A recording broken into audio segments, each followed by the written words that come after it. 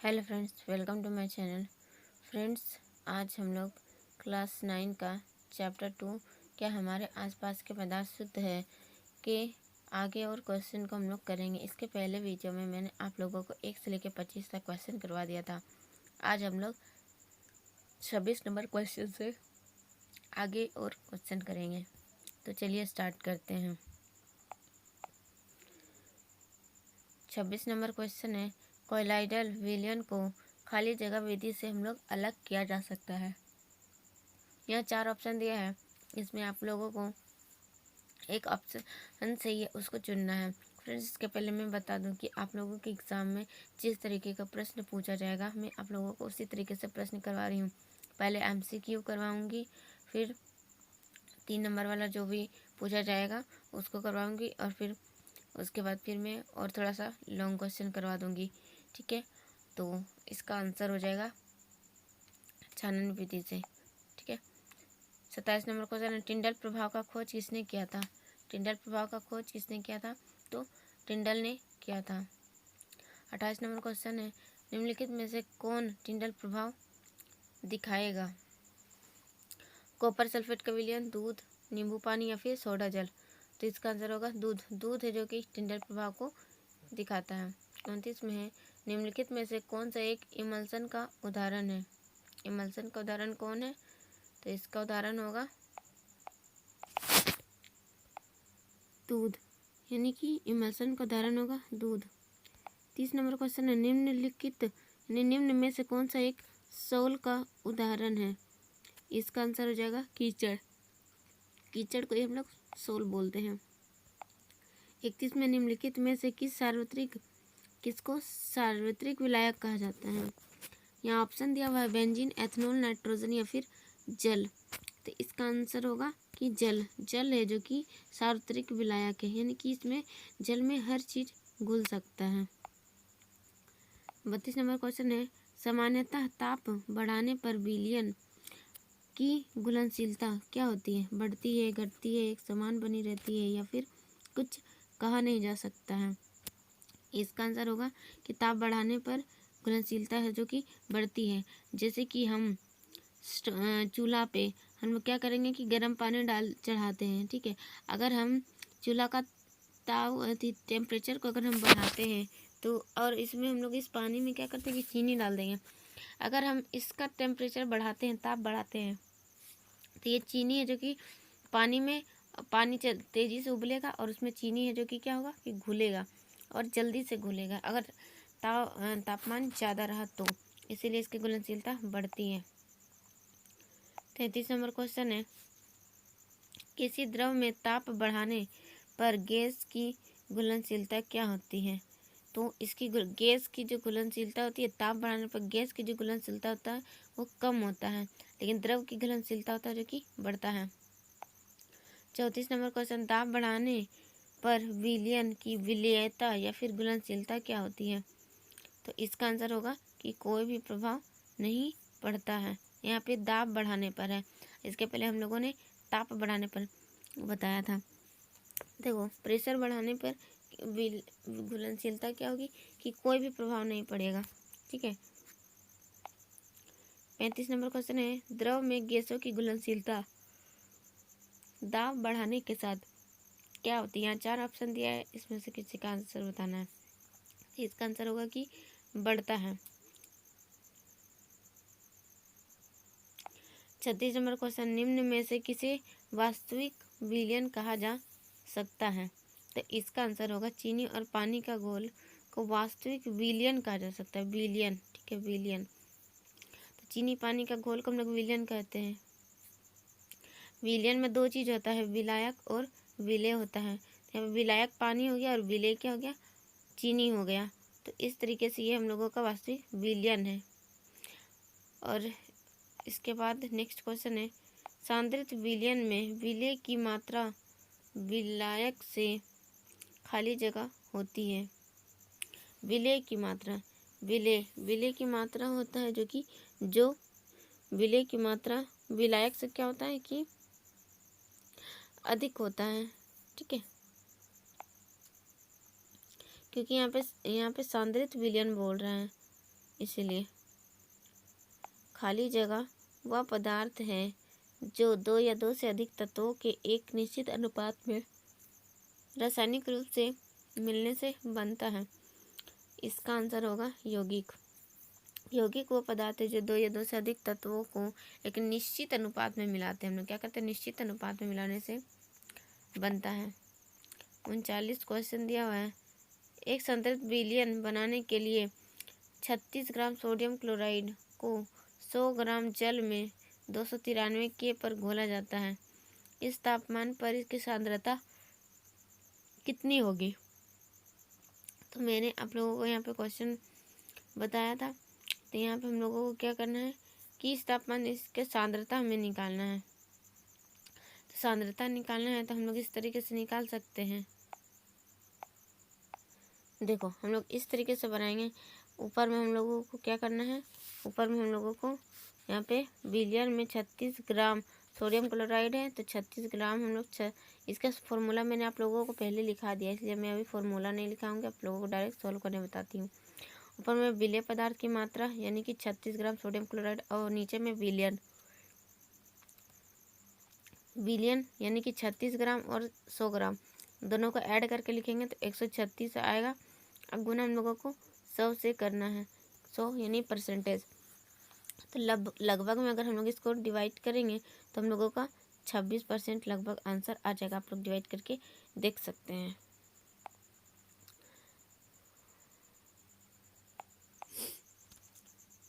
चालीस number question है कि भौतिक परिवर्तन के संबंध में कौन सा कथन असत्य है? तो यहाँ पे ऑप्शन दिया है, इनमें से कोई नया पदार्थ नहीं बनता है भौतिक पदार्थ में, पर ये यहाँ पे असत्य बोला है, पर ये वाला सही होगा तो ये ऑप्शन नहीं होगा। यह अस्थायी परिवर्तन होता है, ये भी सही बोल रहा है। यहाँ पे असत्य वाला पूछ रहा है। अवस्था में परिवर्तन इसका एक उदाहरण है, ये भी ठीक बोल रहा है। डी में बोल रहा है इस परिवर्तन का उल्टा नहीं किया जा सकता है, ये सही बोल रहा है। तो यही हम लोगों का आंसर हो जाएगा। 41 नंबर क्वेश्चन है, निम्नलिखित में से कौन एक भौतिक और रासायनिक दोनों परिवर्तन है? ऑप्शन ए में है कागज का जलना, बी में है अलमीरा में जंग लगना, सी में है जल में नमक का घुलना, डी में है मोमबत्ती का जलना। बोल रहे हैं यहाँ पे भौतिक और रासायनिक दोनों परिवर्तन होना चाहिए, तो यहाँ पे डी आंसर होगा, मोमबत्ती का जलना। 42 नंबर क्वेश्चन है, निम्नलिखित में से कौन एक शुद्ध पदार्थ नहीं है?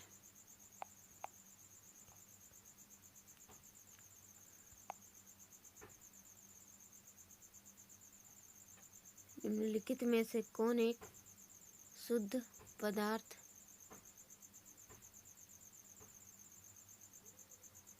नहीं है? यहाँ ऑप्शन दिया हुआ है बर्फ, लोहा, हाइड्रोक्लोरिक अम्ल या फिर वायु। यहाँ पे शुद्ध पदार्थ नहीं है हमसे पूछा है, तो इसका आंसर होगा डी वायु। वायु है जो कि शुद्ध पदार्थ नहीं है। वायु क्या है, मिश्रण है, क्योंकि इसमें सभी प्रकार की गैस है जो कि मिली रहती है,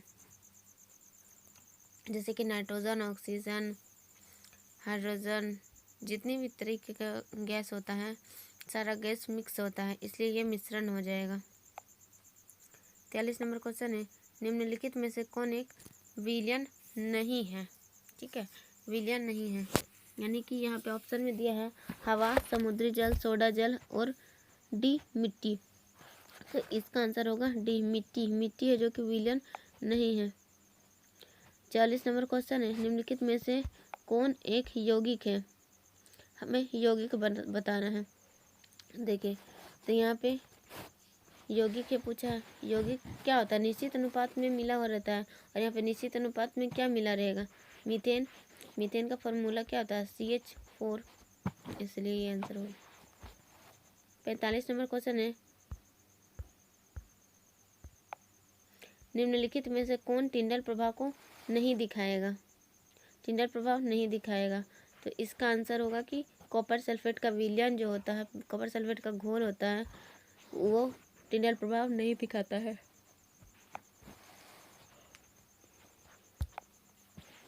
यहाँ पे बोला निम्नलिखित में से किसे भौतिक गुण कहा जा सकता है। भौतिक गुण कथनांक को, गलनांक को, घनत्व को या फिर इनमें से सभी को। इनमें से सभी को हम लोग भौतिक गुण कर सकते हैं। ठीक है। 47 में स्याही से रंग वाले घटक को अलग कैसे किया जा सकता है। छान करके, वाष्पीकरण द्वारा, उबाल करके या फिर हाथ से चून करके। तो इसका आंसर हो जाएगा बी, वाष्पीकरण के द्वारा हम लोग क्या कर सकते हैं, स्याही के रंगों को अलग कर सकते हैं। 48 नंबर क्वेश्चन है, दूध से क्रीम या फिर क्रीम से मक्खन निकालने किस विधि से निकाला जा सकता है। वाष्पीकरण, अपकेंद्रण, ऊर्ध्वपातन या फिर छान करके। किस विधि से निकाल सकते हैं, अपकेंद्रण विधि से हम लोग, या फिर हम लोग बोल सकते हैं कि मथने के द्वारा हम लोग निकाल सकते हैं, या फिर अपकेंद्रण विधि के द्वारा निकाल सकते हैं। 49 नंबर क्वेश्चन है, अपकेंद्रण विधि का प्रयोग किया जाता है।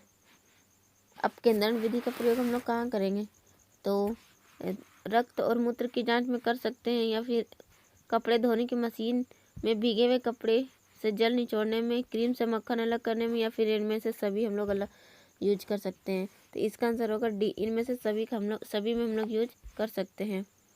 नेक्स्ट क्वेश्चन है, नमक और अमोनियम क्लोराइड के मिश्रण को किस विधि के द्वारा अलग किया जा सकता है। ऊर्ध्वपतन द्वारा, अपकेंद्रण द्वारा, वाष्पीकरण द्वारा, इनमें से कोई नहीं।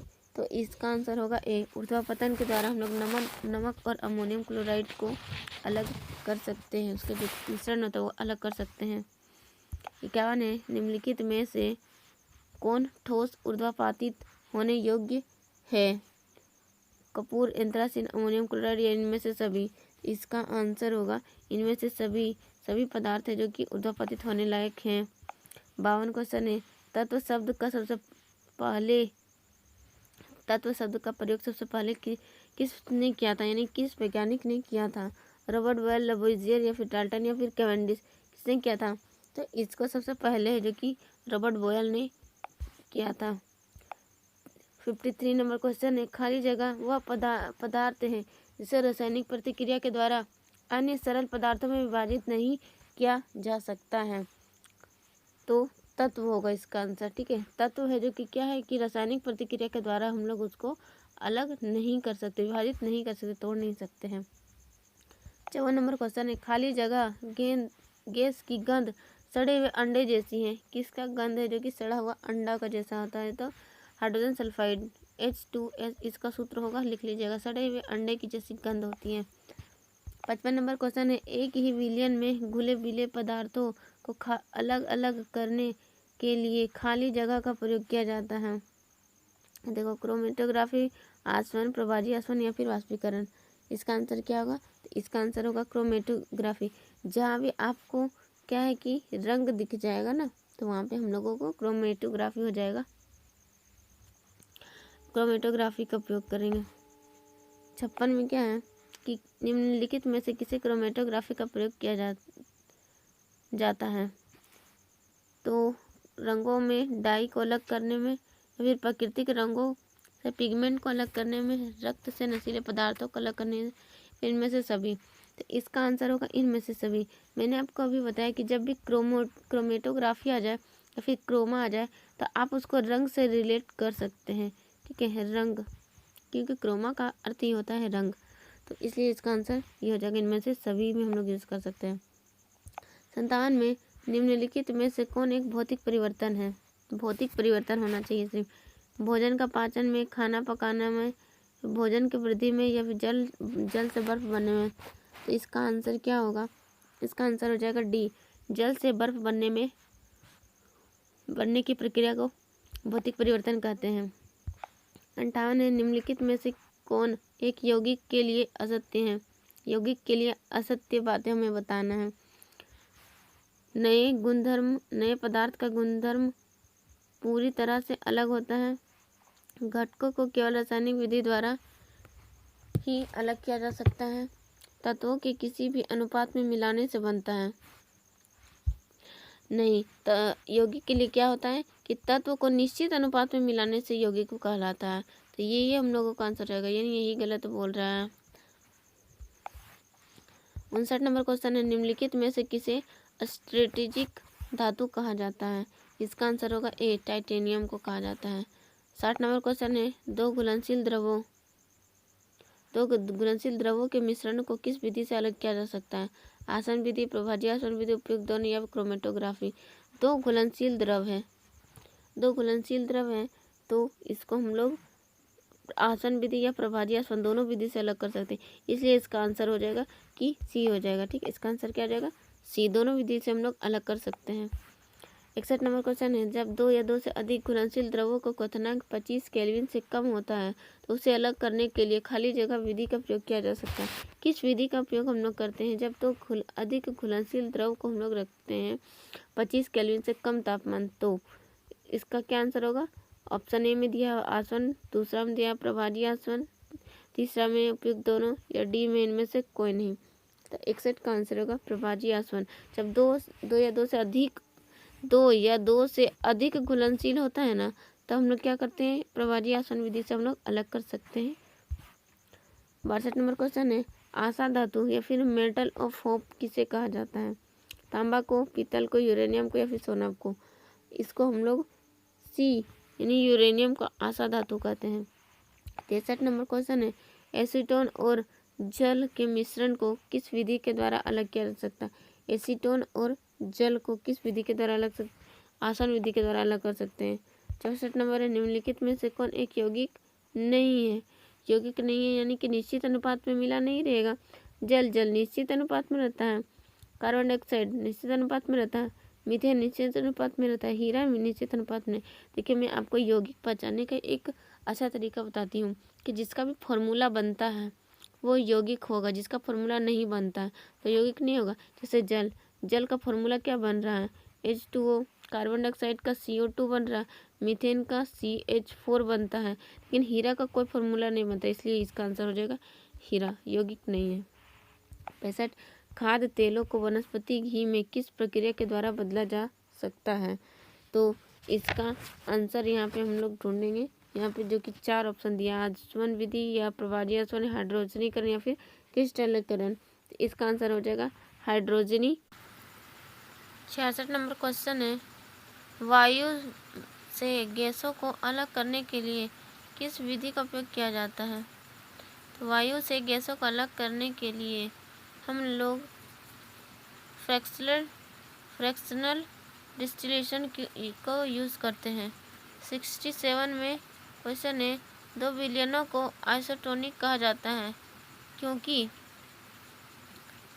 कहा जाता है जब उनका आइसोटोनिक कब कहा जाएगा? जब उनका हम लोगों को क्या रहेगा?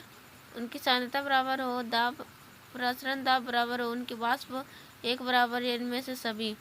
तो इसका आंसर होगा उनका परासरण दाब बराबर हो। 68 में क्वेश्चन है, एक विलयन होता है, विलयन क्या होता है? समांगी मिश्रण, विसमांगी मिश्रण, नशीली तरल, इनमें से कोई नहीं। तो विलयन होता है जो कि समांगी मिश्रण होता है, इसलिए इसका आंसर होगा ए। 69 है, गैस एजेंसियों के द्वारा दिए जाने वाले सिलेंडरों में रसोई गैस के रूप में क्या होता है? ठोस, तरल, गैस या फिर विलयन? तो इसका आंसर होगा कि तरल होता है। 70 नंबर क्वेश्चन है, निम्नलिखित में से मीथेन का मुख्य घटक क्या है? CNG है। आपको यहाँ पे CNG का फुल फॉर्म भी पूछेगा, CNG का फुल फॉर्म आप लिख सकते हैं, मैं आप लोगों को बता देती हूँ, कंप्रेस्ड नेचुरल गैस। ठीक है। 71, बायोगैस में मीथेन का प्रतिशत क्या होता है? बायोगैस में मीथेन का प्रतिशत क्या होता है? 45%, 75%, 95% या फिर 65%? इसका आंसर होगा बी कि 75% होता है। 72 नंबर क्वेश्चन है, क्रिस्टलीकरण विधि का प्रयोग किया जाता है। क्रिस्टलीकरण जो विधि है यहाँ पे किसका उपयोग के लिए किया जाता है?